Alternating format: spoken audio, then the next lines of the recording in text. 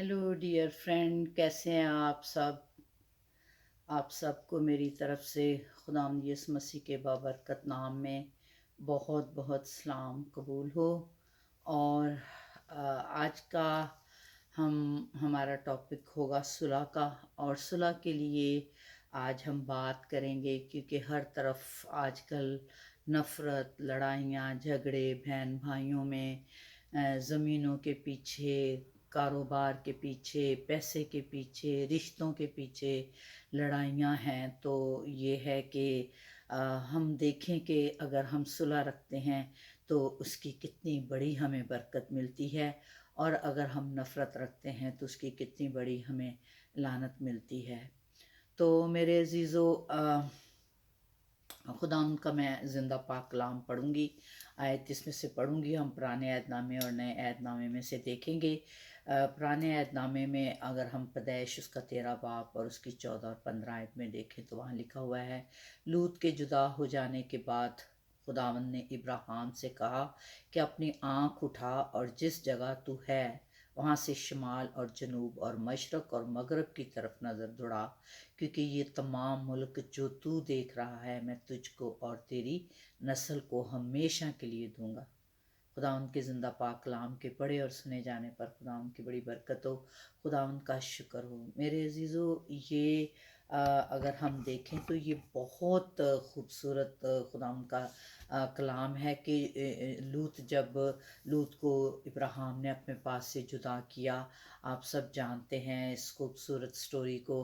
तो अगर मैं सारी पूरी अगर सुनाऊं तो ज़्यादा वक्त लग जाएगा, वीडियो लंबी हो जाएगी। लेकिन आप जानते हैं कि इब्राहिम जो है अपने ख़ानदान से, खुदा ने उसको कहा कि तू मुल्क कनान को जा। तो वो जब मुल्क कनान में जाता है तो वहाँ पर लूत उसके साथ है, उसका कज़न। तो वो जब वहाँ एक जगह पर जाके उन्होंने डेरे लगाए तो वहाँ पर वो उनके बहुत ज़्यादा उनका जानवर थे उनके। तो जब वो खाना खाते थे तो उसकी और लूत के नौकरों की लड़ाई होती थी। तो इब्राहिम ने कहा कि मैं सुलह चाहता हूँ कि हमारे ख़ानदान में सुलह रहे।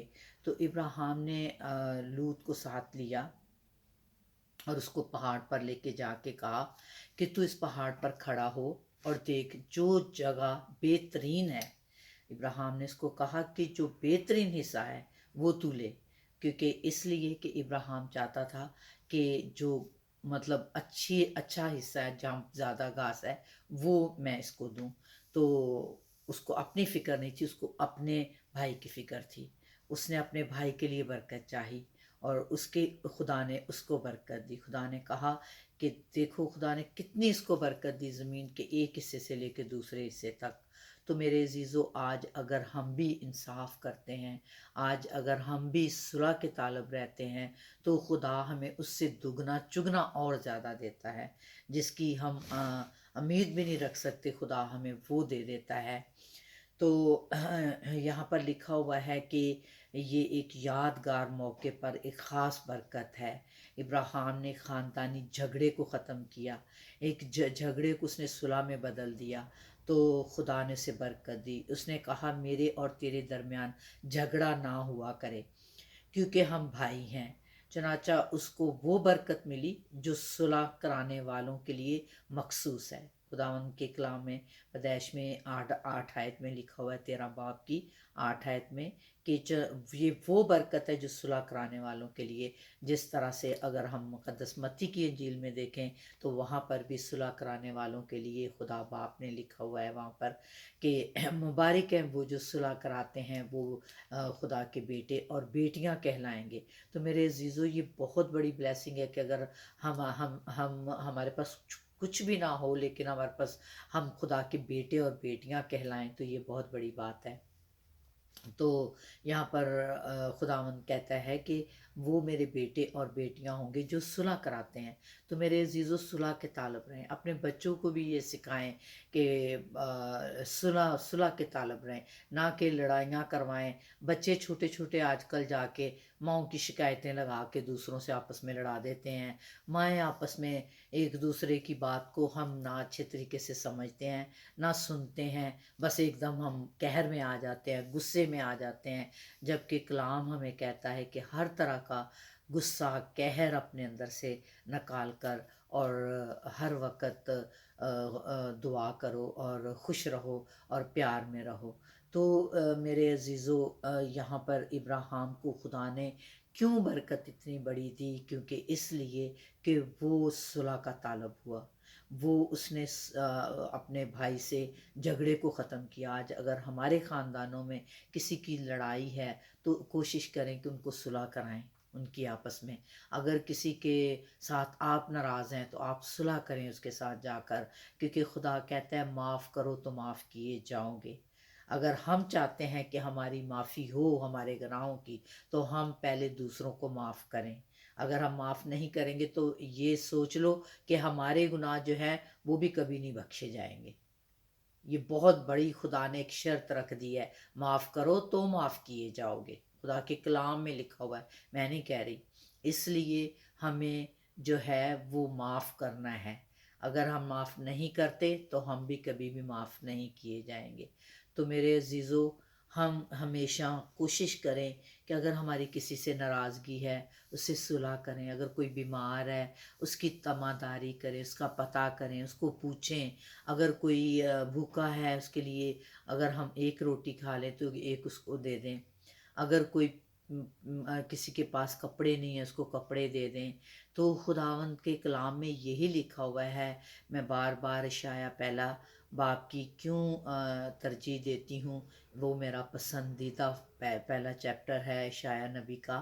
اگر آپ پڑھیں تو آپ کو پتہ چلے گا کہ خداوند کن چیزوں سے خوش ہے ہم سے۔ ہم بے شک کچھ بھی کر لیں، دعائیں کریں، روزے رکھیں، لیکن اگر ہمارے میں محبت نہیں ہے تو ہم کچھ بھی نہیں ہے، کیونکہ ہمارا فیتھ ہی یہ ہے کہ یسوع محبت ہے، اور ہمارا فیتھ یہ ہے۔ ہمارا لوگ کہتے ہیں کہ کرسچن مذہب، یہ مذہب نہیں ہے، یہ فیتھ ہے، یہ پیار پہ بنیاد ہے۔ اگر ہمارے میں محبت نہیں ہے تو ہم مسیح نہیں ہیں۔ خدا کا کلام کہتا ہے کہ اگر ہمارے میں محبت نہیں ہے تو ہم جھوٹے ہیں، ہم خدا کو نہیں جانتے۔ تو یہ ہے کہ اس لیے میرے عزیزو، ایک دوسرے سے پیار کریں اور ابراہیم والی برکت حاصل کریں۔ اگر ہم خدا کے ساتھ زیادہ قریبی رفاقت چاہتے ہیں تو ہمیں صلح کی راہ پر چلنا ہوگا۔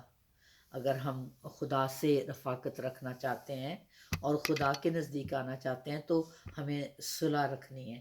اگر ہم چاہتے ہیں کہ ہاں ہم ایک نام کے کرسچن ہیں، ہم بول دیتے ہیں ہر کسی کو ہم کرسچن ہیں، ہم کرسچن ہیں، تو وہ پھر آپ کی اپنی مرضی ہے۔ لیکن خدا کہتا ہے اگر ہم خدا کے ساتھ قریبی رفاقت چاہتے ہیں تو ہمیں صلح کی راہ پر چلنا ہے۔ ابراہیم نے اپنے قریبی رشتہ دار سے بڑا فخرانہ، فراخ دلانہ سلوک کیا اور اسے بہترین زمین چن لینے کا موقع دیا۔ اگر ہم صلح کی خاطر خود انکاری کرتے ہیں تو خداوند اس کے بدلے بہت زیادہ دیتا ہے، بہت زیادہ دیتا ہے خدا باپ۔ اگر ہم صلح کے طالب ہوتے ہیں، اگر ہم اپنی خودی کو اپنے اندر سے نکال دیتے ہیں، ہم کہتے ہیں نہیں، ہم جو ہے ہم دوسروں کو اپنے آپ سے اچھا تر جانیں، بہترین جانیں دوسروں کو۔ ہم یہ نہیں کہیں میں بہت اچھا ہوں دوسرا تو بہت خراب ہے، میں بہت دعا والا ہوں دوسرے تو گناہ گار ہیں۔ خداوند یسوع مسیح گناہ گاروں کے لیے آیا تھا۔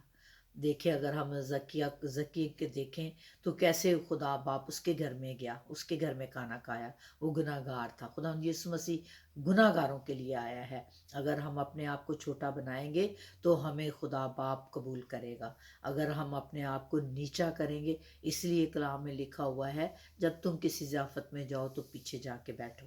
یہ نہیں کہ میں آگے والی کرسی پہ بیٹھ جاؤں، پیچھے بھلے کسی کو جگہ ملے یا نہ ملے، نہیں، دوسروں کے لیے اچھا چاہو، دوسروں کو اپنے سے بہترین جانو، اچھا جانو۔